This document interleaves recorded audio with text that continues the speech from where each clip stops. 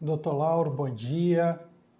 Doutor Bruno, meu colega de TED da primeira turma, bom dia. Doutora Soraya, bom dia também. Estamos aqui esperando a doutora Carolina entrar.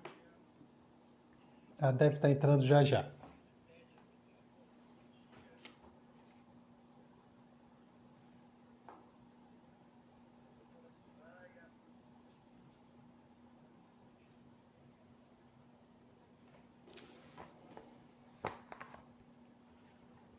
Doutora Rita, seja bem-vinda.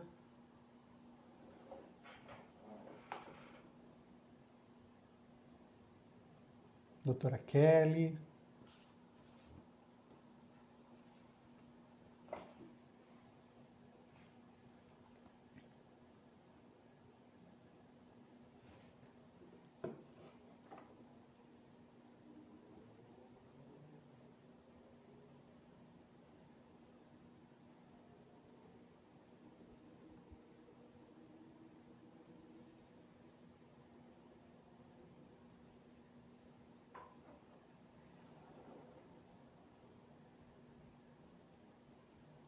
Bom dia a todos, bom dia a todas. Nós estamos aqui aguardando a nossa convidada entrar, a doutora Carolina. Vou mandar aqui uma mensagem para ela. Deve estar entrando já já.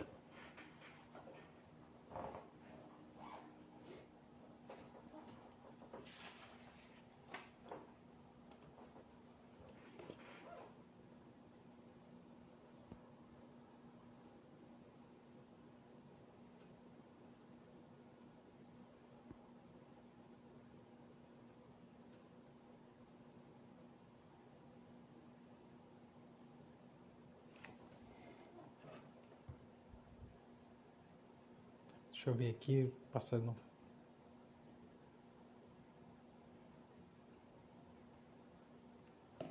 Deve estar chegando já.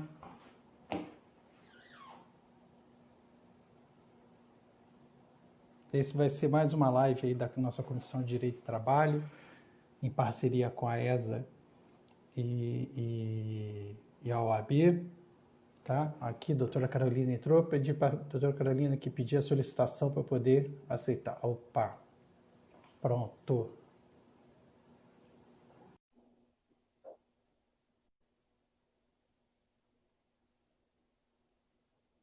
Estamos só. Pronto. Doutora Olá, Carolina, tudo bem com você? Seja bom dia, bem-vinda à tudo nossa... bom? Muito bom dia, tudo bem? Bom dia a todos. Bom, hoje é um dia, a sexta-feira, é dia de bate-papo da Comissão de Direito do Trabalho, daqui da OAB. Esse é um programa da ESA, Espírito Santo, e a gente sempre gosta de chamar juristas importantes para poder debater alguns assuntos interessantes, né?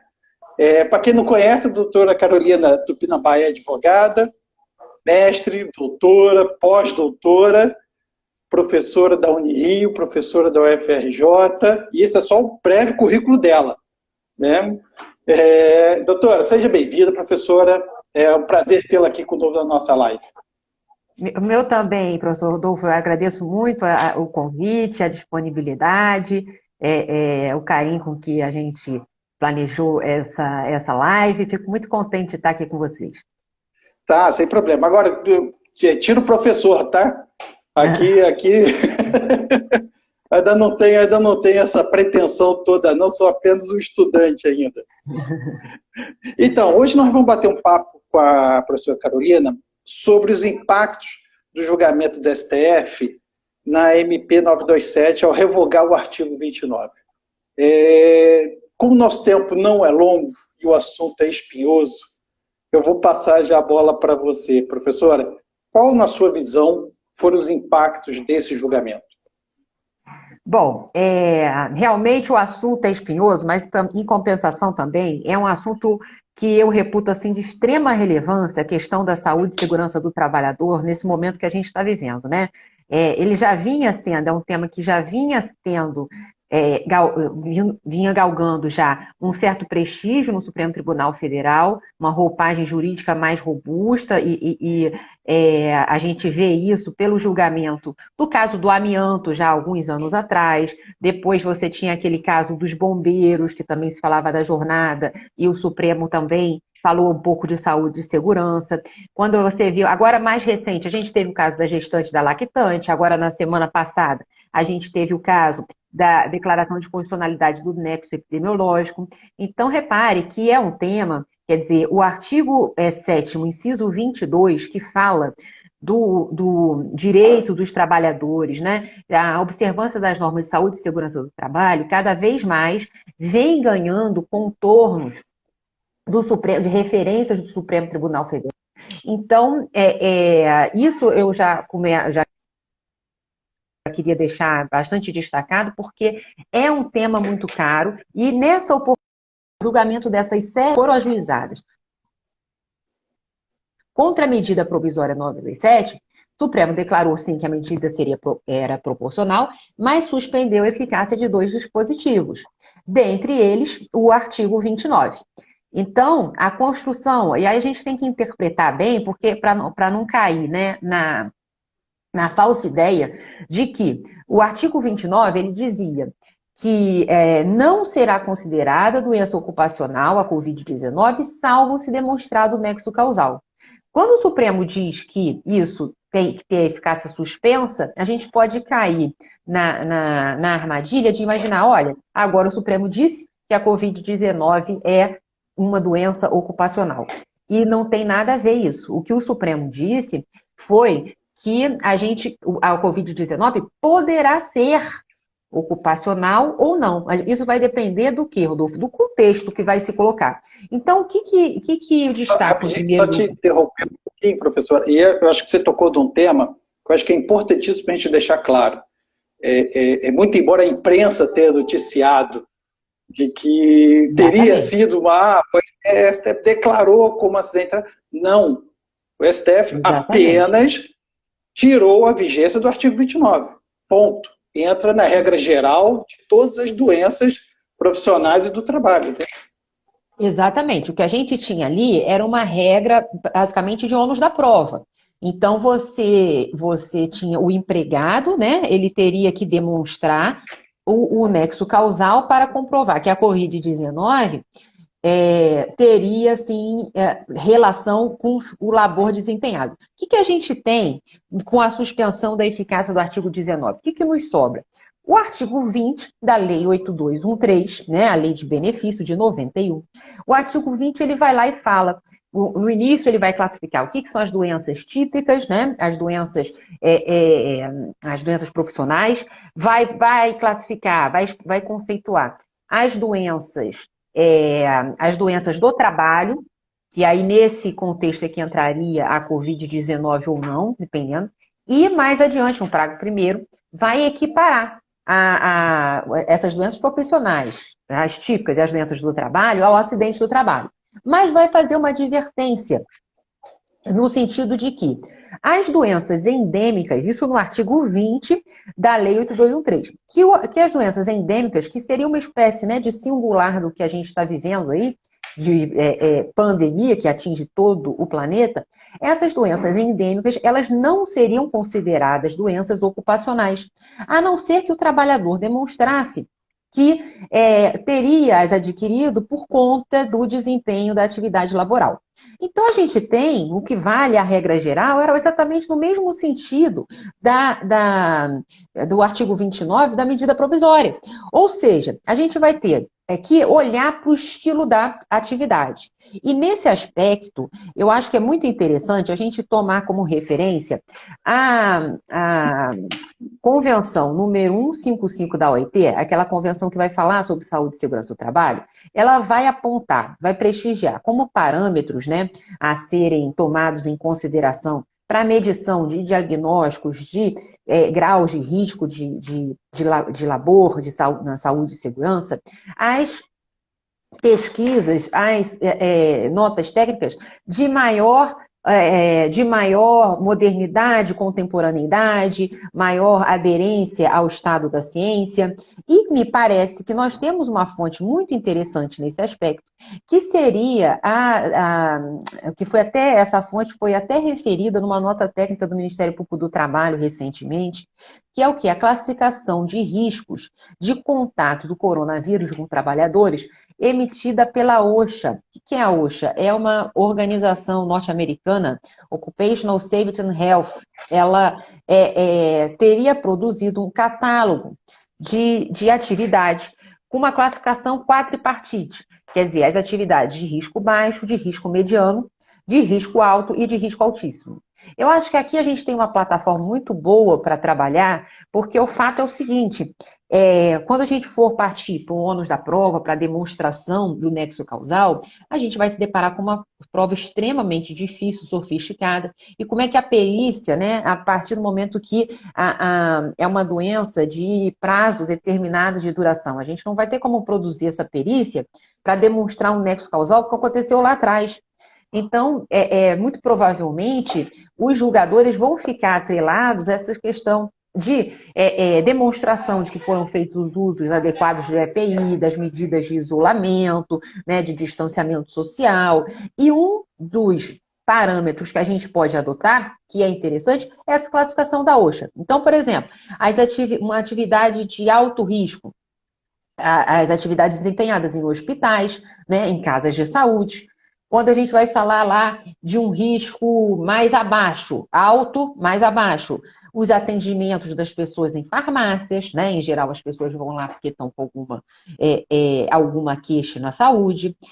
Até você chegar num risco baixo de, por exemplo, o trabalhador que está em teletrabalho em casa, que você está com um risco muito baixo. Ah, mas ele, mesmo assim, ele pode comprovar? Pode. Ah, foi o dia que o assistente técnico do home office da empresa foi lá em casa e não usou a máscara, enfim, e daí ele teria contraído a doença. É uma prova muito difícil, mas ainda assim é possível.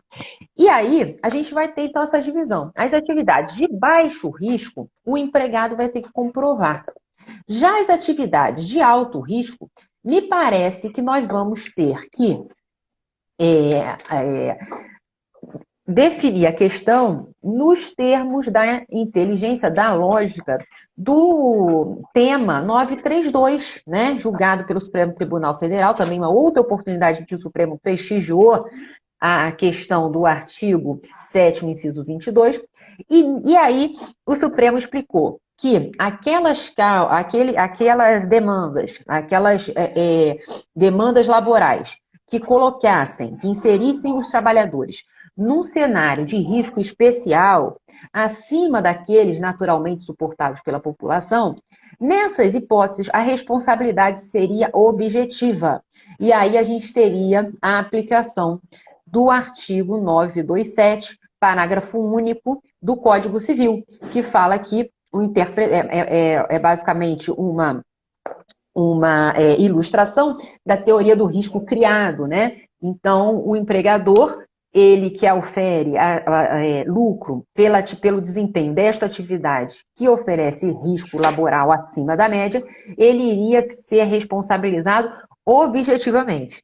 Então, me parece que a coisa fica posta assim. As atividades de risco mediano e baixo, nós vamos ter um cenário em que o empregado deva demonstrar o nexo causal. Já as atividades de risco alto ou altíssimo, me parece que elas se resolverão pelo tema, foi até um destaque do ministro Alexandre também no julgamento dessas 7 ADIs, pelo tema 932, né, que fala da responsabilidade objetiva do empregador com atividade de risco. Então, que para quem quiser, inclusive, sobre essa tabela de atividade de riscos dessa organização norte-americana, o Ministério Público do Trabalho traduziu elas e está em uma das notas técnicas dela, está disponível lá no site do MPT.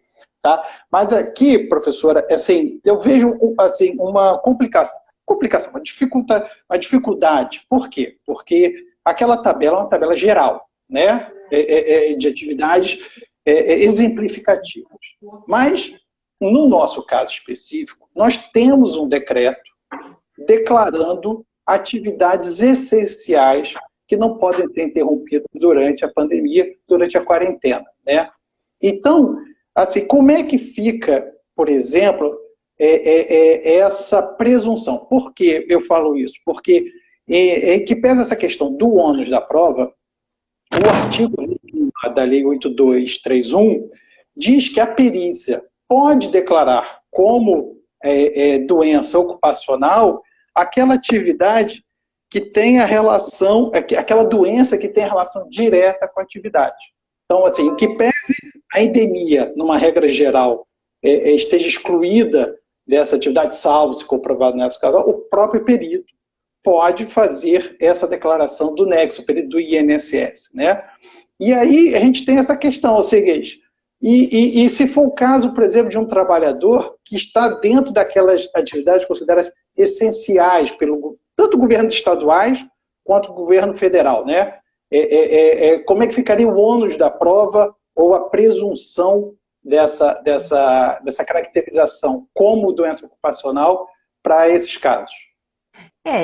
No meu modo de ver, a gente tem que distinguir as atividades, talvez não pela obrigatoriedade da continuidade ou não, mas pelo modelo da atividade em si. Então, por exemplo, eu tenho uma atividade que, lógico, o sujeito tem que sair, tem que trabalhar, é caminhoneiro, né?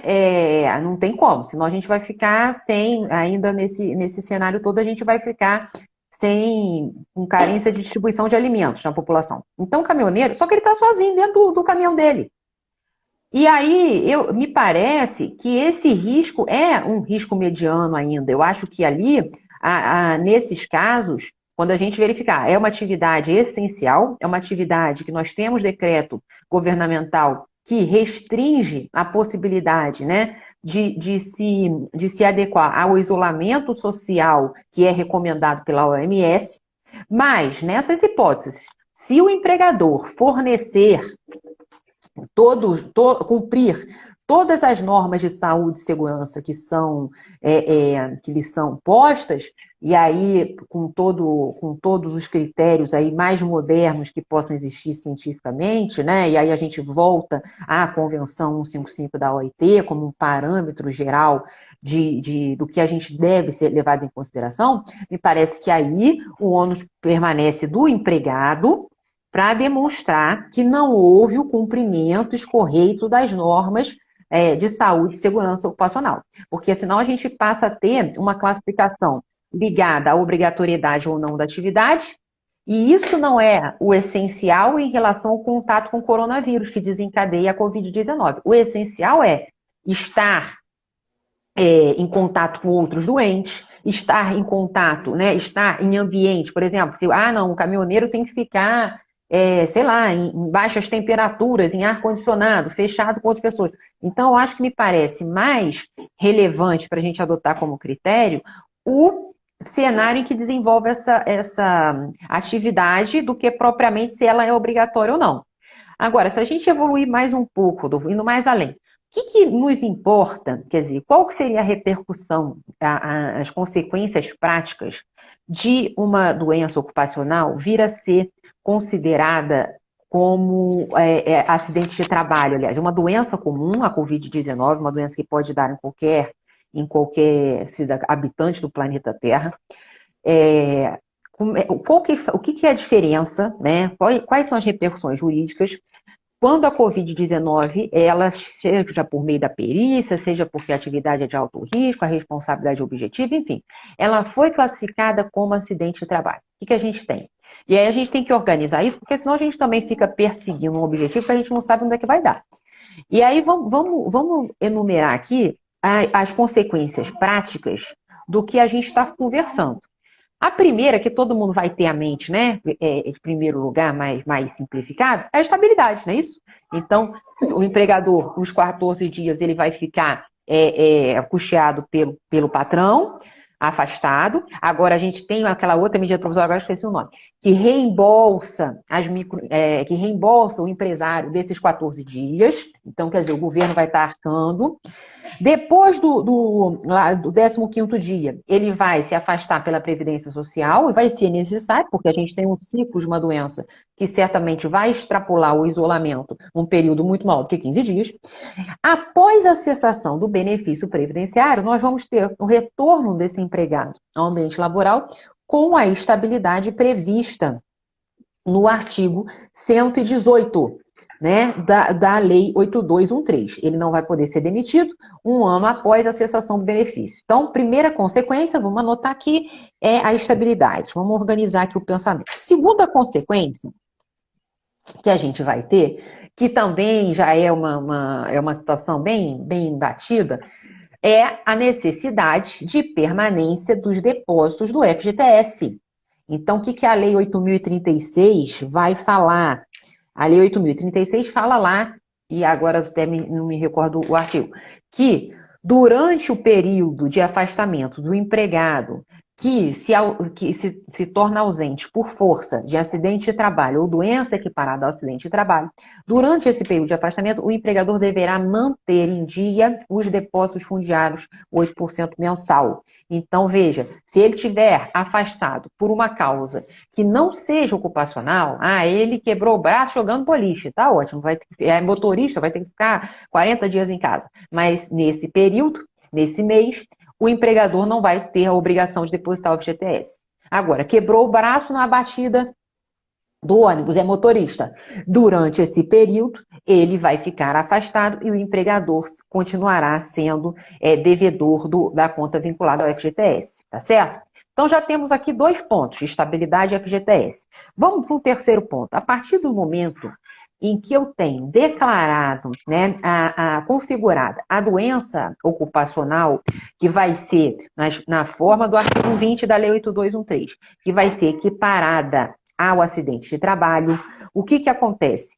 Esse empregador, ele vai ter que emitir a comunicação do acidente de trabalho, não é verdade? E se ele não emitir a CAT, ele é sujeito a multa. Então, nós temos aí também a possibilidade, né, do empregador responder pagamento de multa, e aí, um dia que essa multa está prevista na Lei 8213, naquele decreto 3048 de 99, que regulamenta o INSS, né? E também na própria CLT, depois da reforma trabalhista, quando você tem o descumprimento de lei laboral.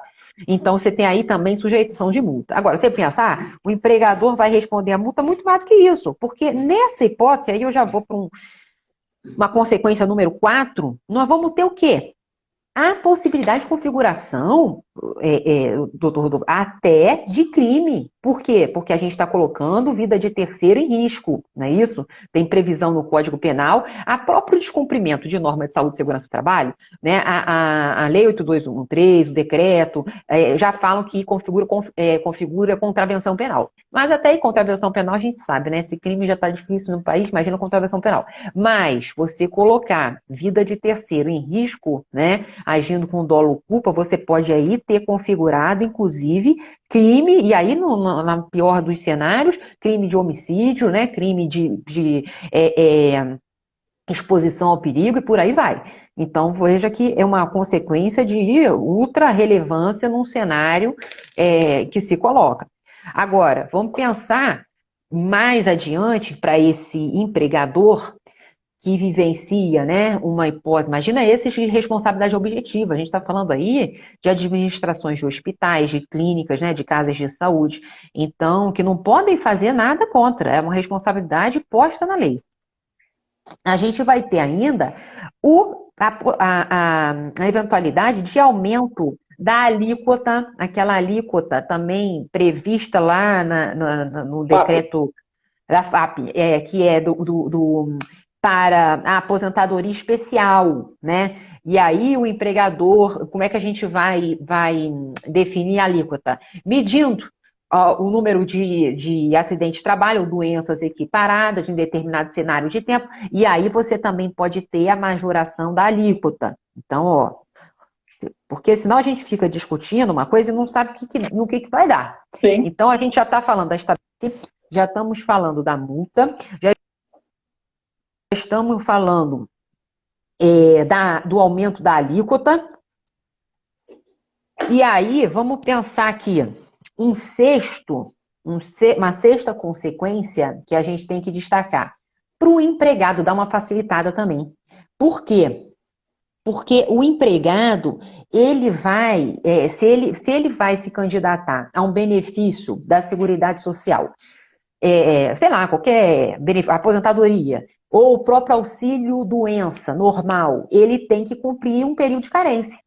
Agora, quando a doença, né, ela não deriva de saúde, de motivo ocupacional, lembrando, o empregado não se submete à carência. Então, a gente tem aqui, ó, também a dispensa da carência. Olha só, estabilidade FGTS, multa, repercussão criminal, a alíquota, a necessidade de carência, tem aquilo também. O INSS tem aquelas ações de regresso. Aquilo é uma tragédia. Tem alguns. O INSS, quando escolhe, ele vem com tudo. E aí, se a empresa causa, né? Se ela causa uma série de aberturas de pagamento para auxílio doença acidentário, auxílio acidente, o INSS tem direito de entrar com ação de regresso. Né? Porque essa empresa, ela está dando causa a um número acima da média de acidentes e doenças laborais. Então, também você tem aqui, ó, vamos botar aqui, a ação de regresso. A ação de regresso. Agora, eu acho que deve ser a última coisa, que também vem à mente muito fácil, que é o artigo 7º, inciso 28, que vai falar lá, que o empregado que sofreu acidente de trabalho, não sei o que, né?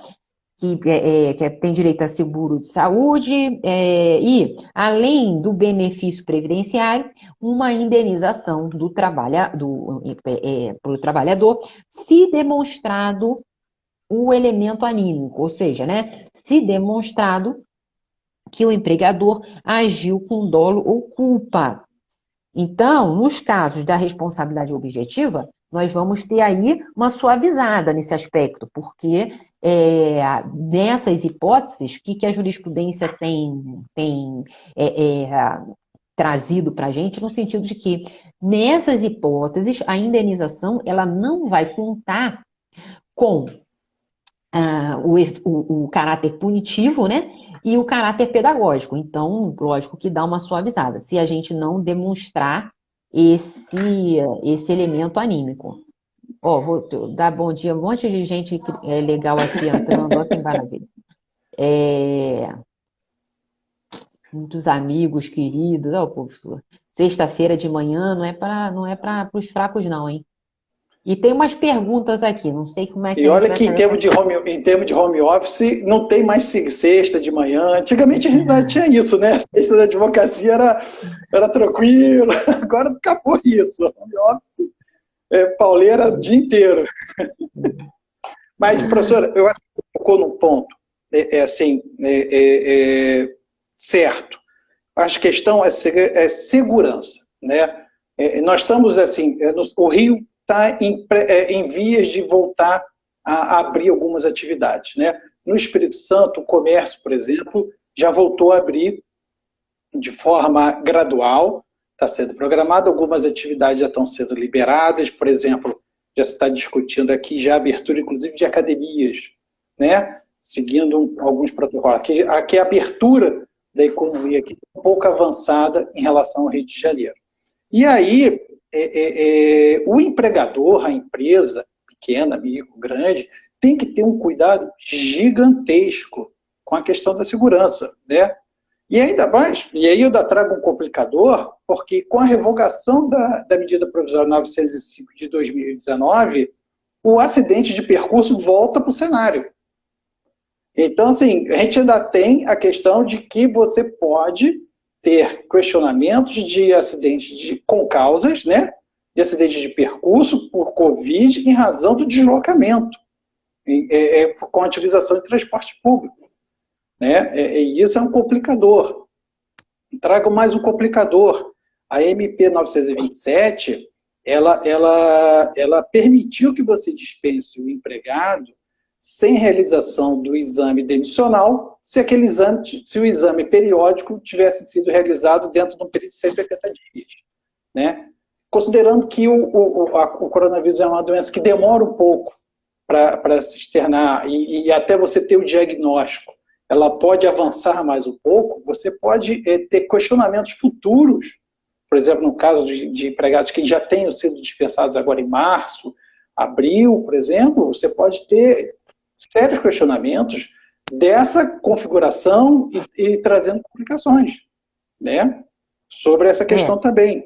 E acrescenta ao seu rol aqui das consequências uma questão também, eu acho que importantíssima para o risco, que é o seguinte: como é uma doença que pode levar a óbito, além das questões das indenizações, a gente ainda teria ressarcimento de despesas, por exemplo, ressarcir despesas médicas e hospitalares, né? Até pensão, verba rescisórias. No caso do falecimento, você teria ainda o custo com verba rescisórias e até pensão vitalícia, se for o caso. Né? Então, assim, quando essa reabertura que tanto se pleiteia o meio empresarial, pelo menos algumas entidades empresariais estão pressionando muito, né, para a abertura, mas se for da forma como, por exemplo, o governo federal pretende, o risco para as empresas vai ser gigantesco. O risco trabalhista fica muito grande. Porque se você não fizer uma abertura com segurança, na minha opinião, vai estourar os casos de pedido de doença ocupacional. Né? Você compartilha desse mesmo pensamento. Não, com certeza, com certeza. Eu notei aqui nona consequência, esses ressarcimentos também de despesas, bem lembrado. Agora, eu estou vendo aqui um pessoal, a Juliana, talvez, Andrade, está meio desesperada aqui. Porque ela quer saber da CAT. Como é que emite? Porque aí... porque, na verdade, o que acontece? Eu tenho para mim que a CAT... A CAT, ela vai ter que ser emitida nas hipóteses de atividades de risco que a classificação traz como alto ou altíssimo. Eu acho que aí tem que emitir. Né? Por via das dúvidas, tem que emitir. A não ser que a empresa seja muito segura de que vai comprovar, sei lá, esteja com uma foto do sujeito no Facebook, num barzinho rodeado de pessoas, entendeu? Sem nenhuma proteção. Porque a gente também tem a prova contrária. Mas eu acho que nesse caso vai ter que emitir. Agora, ela traz uma hipótese de uma montadora de carro. Não, aí não. Eu acho que se emitir, você vai estar assumindo uma culpa que não necessariamente. Professora Cristiane Cardoso, que a gente fez uma live ontem muito legal, bom dia. Professor Camilo também, uma graça. Agora, e o outro fala assim, pois é, professora, e a questão do dano? Muitas vezes a pessoa vai ter a doença, vai ficar assintomática. Exatamente. Aí, se a gente não tem o dano, mesmo na responsabilidade objetiva, ela tem essa dupla de fatores, o dano e o nexo causal. Eu tenho para mim, se a gente não tem dano, não há, o que eu estou recomendando aqui, não há que se emitir CAT, muito menos que a gente configurar uma doença ocupacional. Se não tem, né? Se é uma doença assintomática. Nesse caso assintomático é muito complicado, né? Porque ele teria que primeiro custear o seu próprio exame, né? Ou se a empresa, por acaso, estiver fazendo os exames. Pois é, e no momento que mais precisa... só tem benefício mas aí o assintomático só tem benefício previdenciário. Porque ele não causa, a princípio, nenhuma incapacidade para o trabalho. Ele só obriga a pessoa a ficar em isolamento para não ter contaminação para os demais colegas, né? Não, e no momento mais sensível, né? O que a medida provisória faz? Libera o pessoal de exame periódico. Quer dizer, era um momento que a gente teria que ter justamente um gancho maior das medidas de saúde e segurança do trabalho. Agora, repare que quando a gente vai falar de dano, a gente tem que ter em mente, muitas vezes, a gente fala muito desse negócio de responsabilidade subjetiva. Você sabe que, no meu modo de ver, a gente não tem nem nada de responsabilidade objetiva e subjetiva, a não sei esse caso de repercussão geral do Supremo, do tema 932, porque a responsabilidade do empregador, me parece que ela é uma responsabilidade contratual. Então, não há que se falar. Quando a gente fala de responsabilidade objetiva e subjetiva, acho que muitas vezes as pessoas confundem. A gente está falando daquela responsabilidade, daquela responsabilidade extraconjuntural, se não vai ter. Mas veja que tem crescido uma interpretação no sentido de que a responsabilidade do empregador ela é contratual. E aí ele tem muito além de dar trabalho e o outro de trabalhar, de pagar salário, né? Como contraprestação, a gente vai ter os chamados deveres anexos ao contrato, né? Que são derivados dessa projeção que o direito civil constitucional tem ganhado já há muito tempo. E aí que vamos falar de dever de proteção, né? De dever de informação, que isso é muito importante, saúde e segurança, o trabalhador entender o cenário que ele está inserido. E aí, o simples descumprimento desse dever, ele estará configurado a responsabilidade contratual. Então, perceba, nessa perspectiva, não há que se perquirir se houve culpa, se houve dolo ou não. A gente está falando de uma relação contratual em que um dos deveres, uma das obrigações, a obrigação de uma das partes, ela não foi observada, ela foi descumprida. E, portanto, a responsabilidade decorre do contrato. Qual foi a obrigação descumprida? Dever de cuidado, dever de proteção, dever de informação. Então, os empregadores também têm que ter cuidado, porque essa perspectiva de um direito contratual do trabalho, ela tem ganhado aí uns certos voos, e aí a gente fica num cenário de maior atenção ainda por parte dos empregadores. Você tem que demonstrar, né, cultivar na empresa. E aí a gente está falando muito dessa cultura de compliance, de governança responsável, né, num cenário em que no Brasil a gente é aí um dos campeões de doenças ocupacionais e acidentes de trabalho do mundo, né? Agora, o que a gente tem de Covid-19 até agora, repara, que isso tem que ficar muito bem assentado. Já dá para ter, sei lá, né? Quantos Brumadinhos? Pelo menos a gente já está. Outro dia eu estava vendo uma palestra do professor Sebastião de Oliveira, que eu sou muito fã dele, ele falando do maior acidente o maior acidente de trabalho que a gente teve na história foi a de Brumadinho, e aí foram 200 e tantos trabalhadores já falecidos, ainda alguns desaparecidos. E só nesse tempo de Covid-19, né, os números que a gente atingiu, que a gente tem atingido, já dão para sei lá quantas vezes esse acidente. Passamos de 20 mil, né? Passamos de 20 mil, mais de 20 mil. Então, quer dizer, a gente estaria aí já com cerca de 10 acidentes Brumadinho, né? Se a gente considerar. Outro dia eu também estava lendo que o Brasil já tinha atingido 100 profissionais de saúde falecidos por conta da Covid, que esse número teria superado o número de profissionais de saúde falecidos na Espanha, que teve uma projeção bem grande também, né? Eu estou falando só de profissionais de saúde. O professor Sebastião estava até comentando, foi nessa palestra, que se a gente for tomar em consideração número de pessoas, número de habitantes do país para número de infectados, a gente estaria esperando aí no Brasil a ordem de 70 mil mortes derivadas da Covid-19. Então, assim, é um cenário muito preocupante, né? Muito, e uma coisa que a pandemia trouxe para a gente é também esse olhar para o outro, né? Esse olhar para o outro, ele acaba desembocando naturalmente uma preocupação grande com a saúde e segurança ocupacional. A gente tinha muito uma visão individualista e hoje a gente tem que pensar no coletivo, não é porque ficamos bonzinhos do dia para a noite, mas a gente verifica cada vez mais que a gente precisa do outro para manter a atividade econômica, precisa do outro para manter as relações de trabalho, as relações econômicas, as relações sociais, enfim.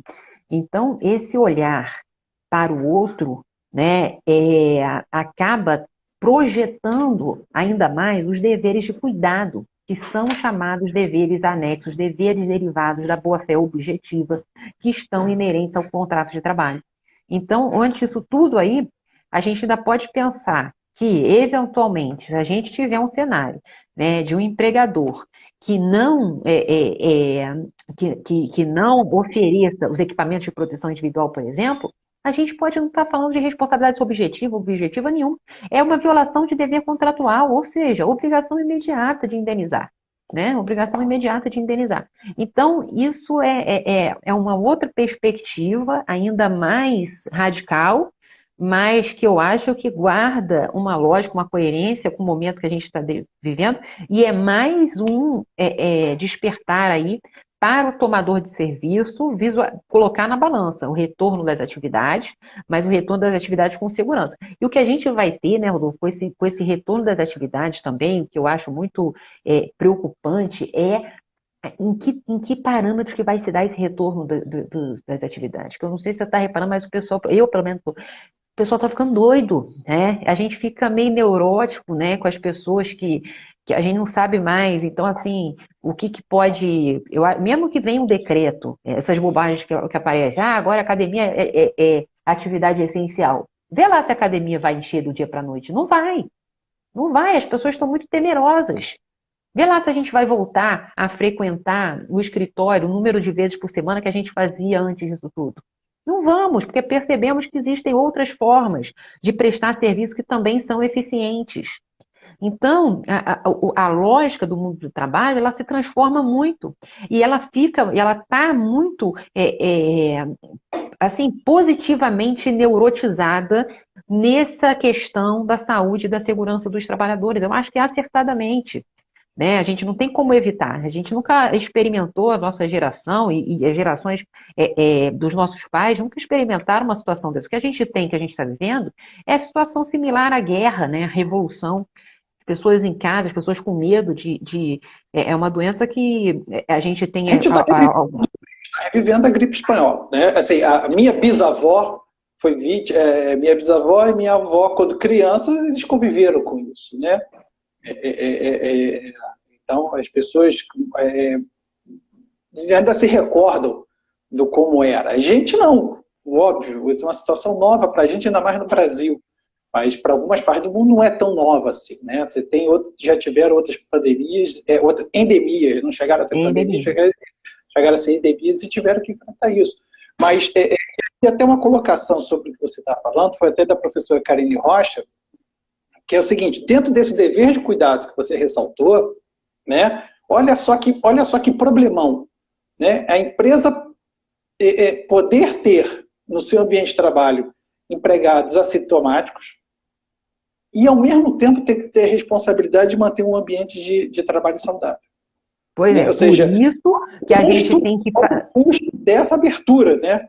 É o custo disso. Porque não dá para você simplesmente abrir e voltar a chamar seus empregados. Né? Você tem que fazer, por exemplo, um clube de futebol do Rio que está retomando suas atividades e começou a fazer testes e testes e testes de Covid. Exatamente, isso que eu ia falar.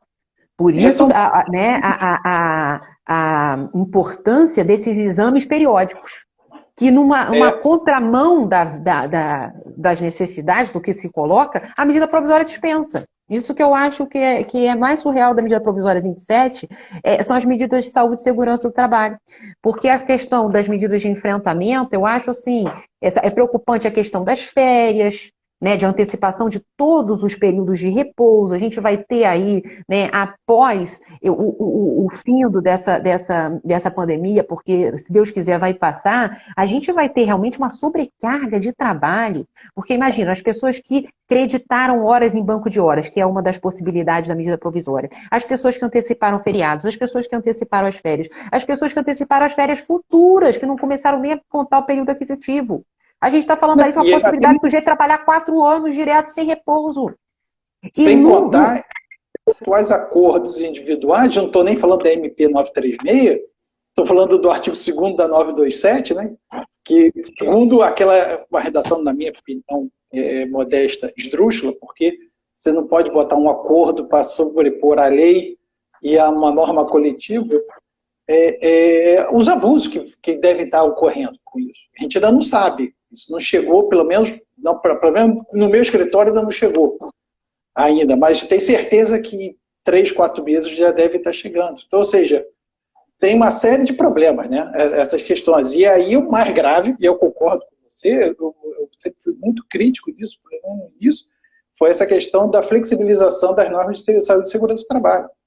Que o STF, da minha opinião, acaba fazendo letra morta, porque mais do que nunca você vai ter que fazer periódicos e mais do que nunca vai ter que fazer demissionais, né? Isso. E aí você manter as pessoas. Agora, vamos lembrar também, Rodolfo, que quando a gente está falando também de dever de indenização, dever de contrato, a gente vai, para a gente definir essas indenizações todas que poderão ser devidas, a lei de. A lei. Caiu.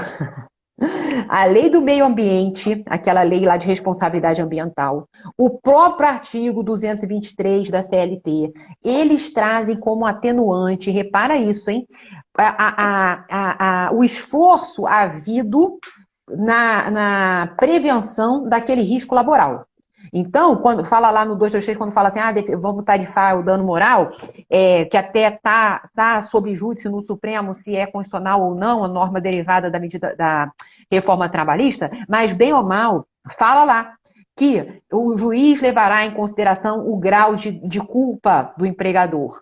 Quando você fala lá da lei de responsabilidade ambiental, que agora não me recordo o número, fala lá também que o poluidor ele terá que indenizar na medida do seu, e será levado como circunstância atenuante, o seu esforço no sentido de prevenir o dano ambiental, e a gente está falando de ambiente de trabalho, né? Esse labor ambiental.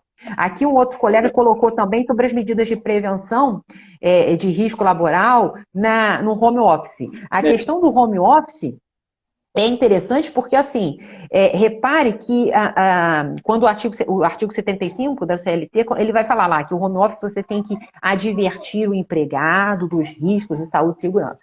Esse dispositivo, ele não se reproduz na medida provisória 927, como se você pudesse falar, vai o sujeito para casa e salve-se quem puder. E não, porque o dever, né, de informação é um dever anexo ao contrato na leitura do princípio da boa-fé objetiva. Então, ali também tem que ser advertido. E os riscos são muito grandes. Desde que o sujeito está falando com o chefe no telefone, está fritando uma batata que acaba queimado ali na coisa. E aí, isso é um acidente de trabalho ou não? Se ele estava no horário de trabalho, se ele estava trabalhando. Essas questões são extremamente complexas. Agora, o que se tem o que a gente pode fazer nesse momento? Eu acho que são cartilhas de informação, né? A distribuição dos EPIs mesmo para a prestação de serviço em casa. Eu acho que essa prestação de serviço em casa ela não pode representar um rateio de riscos entre empregado e empregador, sob pena de violação do artigo 2º da CLT, que fala que o risco é do empregador. Então, ele precisa ser advertido, inclusive, né? Não pode, quando as pessoas me mandam, o pessoal do escritório me manda e-mail 2 horas da manhã, parece que, nossa, vou ficar até comovido, o sujeito está trabalhando na vida, né? Mas eu fico extremamente preocupada, porque a gente tem que falar nesse cenário de um direito à desconexão. A gente não está acostumado à prestação de serviço, a gente foi enfiado assim, 5 anos em 50, 5 anos em 5 dias, né? 50 anos em 50 dias, porque assim, a gente não tinha essa cultura. Então tem que tomar muito cuidado em termos de desconexão, de você manter uma saúde mental até para o retorno ao trabalho presencial. Então, isso tudo me parece que deve ser objeto de cartilhas, de normas internas, feitas na moda, vamos embora, porque a gente, né, foi pego de surpresa. Então, assim, a medida provisória fala, liga com 2 dias de antecedência e fala que o sujeito vai ficar em casa. Tá bom. Mas também fala, depois vamos fazer um contrato dizendo aí o que vai ficar com o quê. E aí é o momento, né? Agora a gente já está meio que com uma situação de terror, mas consolidada, digamos assim. Então, para a gente poder mapear os riscos inerentes à prestação de serviço em home office, E isso é muito importante. Então, eu acho que isso se dá através de contratos, sim, e aí é um contrato positivo dentro do cenário do artigo 2º da MP 927, mas também em comunicados institucionais, né, em campanhas institucionais, faz muito parte desse novo jeito que eu acho que vem para ficar.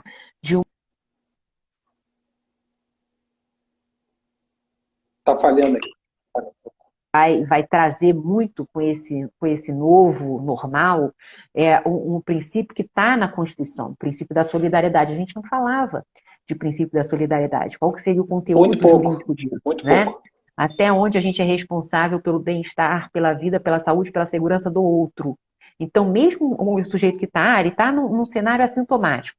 Não é por isso que ele vai sair abraçando os coleguinhas. Então, o empregador tem que exercer com muita responsabilidade poder fiscalizatório, poder diretivo e, mais do que isso, poder punitivo. Porque o empregado que se coloca numa situação de risco consciente, ele está se colocando a si próprio e a todos os demais. E o empregador vai responder como preposto por aquele dano que pode ser causado aos colegas. Então, eu acho que isso tem que ficar muito definido. É o momento da gente, né, trazer essa consciência meio que a fórceps que a gente não tinha, e prestigiar esse tipo de comunicado, de investimento. Voltando aí, tem que ler a leitura obrigatória, a Convenção 155 da OIT, essa dinâmica dos riscos da OSHA, né? Políticas de teletrabalho que estão sendo disponibilizadas aí por grandes empresas, trazendo algumas experiências de direito comparado. A gente tem o artigo 75, não fala nada sobre como é que vai fazer. O sujeito tem que entrar na sua casa para colocar a instalação de sistemas, isso, daquilo. E aí, como é que fica a questão de privacidade, questão da intimidade do trabalhador, vai ter que entrar com uma pessoa dentro da casa por força do poder diretivo. Agora, uma coisa que eu acho também muito interessante no teletrabalho, que muda muito o mindset, né? A gente, quando veio a reforma, você tinha muito essa consultoria de, como é que vai fazer o controle do trabalhador em teletrabalho? Eu quero botar, mas eu não sei. Eu não sei, eu acho que como isso veio muito de cima para baixo, a gente acabou sendo obrigado meio que a confiar. E é engraçado, quer dizer, sei lá, eu gastei uma fortuna de reforma no meu escritório. A gente pensa que, pô, às vezes nada disso era preciso e as pessoas poderiam sim trabalhar muito de casa. E a gente tem confiado, porque assim, não tem outra saída, né? Não tive tempo de fazer um super, ultra, mega sistema de controle remoto, não tive tempo de nada, de planejar nada. Então, mas está funcionando, né? A gente acaba se descobrindo uma relação de emprego e relações de trabalho com maior confiança entre as partes. Isso eu acho muito curioso, é uma coisa que a gente via o teletrabalho no Brasil como oportunidade do sujeito jogar futebol que a gente está trabalhando, né? A gente tinha muito essa mentalidade, que não é o que está se verificando. Pelo menos o que eu vejo no meu entorno não é o que está se verificando. Porque Né? é um teletrabalho forçado, né? Não é um teletrabalho organizado. É o que a gente estava discutindo, eu estava discutindo essa semana, a gente estava falando com o presidente aqui do OAB sobre essa questão das audiências virtuais, né? E as dificuldades, etc. e tal. E isso é um tema que a gente colocou assim, é muito difícil, está sendo para a gente, você falou o seu caso, que fez uma grande reforma, etc. e tal, mas grande parte dos profissionais, aí inclui também os nossos colegas advogados, não tinham estrutura em casa para isso, né? E estão sendo forçados a criar essa estrutura. Você imagina um empregado, né? Tendo que não só criar, como arcar com isso em alguns casos, né? Então, é uma questão ainda que não vai trazer, mas a gente tinha que ter pelo menos mais 3 lives para discutir. Porque essa questão do teletrabalho é muito louca, né? Tem muitas implicações que a gente teria que sentar para poder estudar, para verificar. A gente já vinha fazendo em relação quando veio a reforma. Mas, meu Deus, essa avalanche de teletrabalho que a gente, na verdade, é a única opção que se coloca, ela vem do dia para a noite, assim, salve-se quem puder, né? E aí, dentro do nosso caso, assim, a gente com certeza vai ter um momento muito grande de doença psicológica. Essas doenças psicológicas, essa questão da desconexão, né? Essa questão da saúde mental, Isso aí a gente vai ver quem é que é o bom tomador de serviço e quem é que, na verdade, estava ali acidentalmente, porque vai ser preciso realmente mecanismos de suporte à saúde mental.